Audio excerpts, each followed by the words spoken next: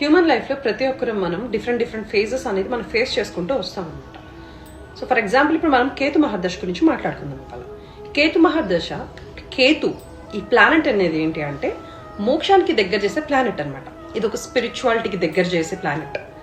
అంటే ఇప్పుడు మనకేంటంటే మనం నా అని ఫేక్ ఫ్రెండ్షిప్స్ కానీ ఫేక్ రిలేషన్షిప్స్ కానీ ఇవన్నీ మెటీరియలిస్టిక్ థింగ్స్ మీద కానీ మనం ఎక్కువ ఇంట్రెస్ట్ కానీ ఎక్కువ డిజైర్ మనం పెంచుకున్నప్పుడు అయితే ఈ ఫేజ్లో మనకి ఏంటంటే కేతు మహర్దశ ఫేజ్లో మనకు దాని మీద ఒక ట్రూ ఒపీనియన్ అనేది క్రియేట్ అవుతుంది అనమాట. ఇప్పుడు జనాలు అయితే మనకి ట్రూ కలర్స్ అనేది తెలుస్తుంది.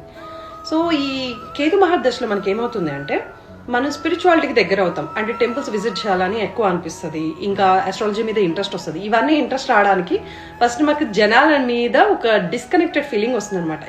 సో జనాలు అంటే ప్రతి ఒక్కరు అని కాదు, ఎవరైతే మనకి టెంపరీగా మనకి ఎవరైతే ఫేక్ గా ఉన్నారో వాళ్ళ నుంచి మాత్రమే మనకి ఈ డిస్కనెక్టెడ్ ఫీలింగ్ వస్తుంది. అంటే డిస్ట్రాక్షన్స్, అన్నెసరీ డిస్ట్రాక్షన్స్ అనేది మనకి పోతాయి. మనం చూసుకున్నట్లయితే చాలా మందికి ఎంటర్ప్రెన్యూర్స్ కి సక్సెస్ఫుల్ గా వెళ్తున్నారు అంటే వాళ్ళకి కేతు రూలింగ్ ప్లానెట్ అయి ఉండొచ్చు. కేతు రూలింగ్ ప్లానెట్ అయి ఉండొచ్చు. At the same time Ketu మహర్దశలో కూడా మనము అనుకుంటాం మనం చాలా డిస్కనెక్టెడ్ ఫీల్ అవుతున్నాము, అసలు మనం ఎవరితో మనకి చాలా హార్డ్ టైం నడుస్తుంది అనుకుంటాం. ఏంటంటే మనకి ఈ అన్నెసరీ డిస్ట్రాక్షన్స్ నుంచి అయితే మనం దూరం అవుతాము. మన లైఫ్ లో ఎవరు ఫేక్ ఎవరు రియల్ అనేది మనం తెలుసుకుంటాము. ఇదేంటంటే సింపుల్ గా చెప్పాలంటే మన ఇన్నర్ వరల్డ్ కి మనకి పరిచయం చేసే ఫేజ్ అనమాట.